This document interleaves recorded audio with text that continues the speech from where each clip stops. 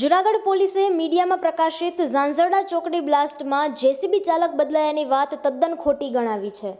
ઝાંઝરડા ચોકડીએ થયેલ બ્લાસ્ટ કેસમાં ડ્રાઈવર બદલાયો હોવાના મીડિયામાં પ્રકાશિત થયેલા અહેવાલો તદ્દન ખોટા હોવાનું ડીવાયએસપીએ જણાવ્યું હતું। સાથે 16 જગ્યાના સીસીટીવી ફૂટેજ મોકલી જેસીબીમાં એ જ ડ્રાઈવર હોવાનું પ્રતિપાદિત કર્યું છે। ડીવાયએસપી હિતેશ ધાંધલિયાએ જણાવ્યું હતું કે આગની ઘટના બની ત્યારથી જ પોલીસ વિભાગ સીસીટીવી ફૂટેજના ચેકિંગની કામગીરીમાં લાગી ગયો હતો, જેમાં જુદી જુદી 16 જગ્યાના સીસીટીવી ફૂટેજને ચેક કરવામાં આવ્યા છે। આ તમામ ફૂટેજમાં ક્યાંય ડ્રાઈવર બદલાયો હોવાનું જણાયું નથી। કોર્પોરેશનના ઓફિસના ગેટમાંથી જેસીબી બહાર નીકળવા સમયે જે વ્યક્તિ ડ્રાઈવર તરીકે હતો તે જ વ્યક્તિ ઝાંઝરડા ચોકડીએ જેસીબીમાં હતો।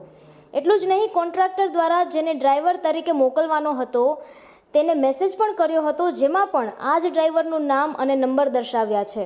એટલે ડ્રાઈવર બદલાયા હોવાના અહેવાલ તદ્દન પાયાવિહોણા અને ગેરસમજ ફેલાવનારા છે।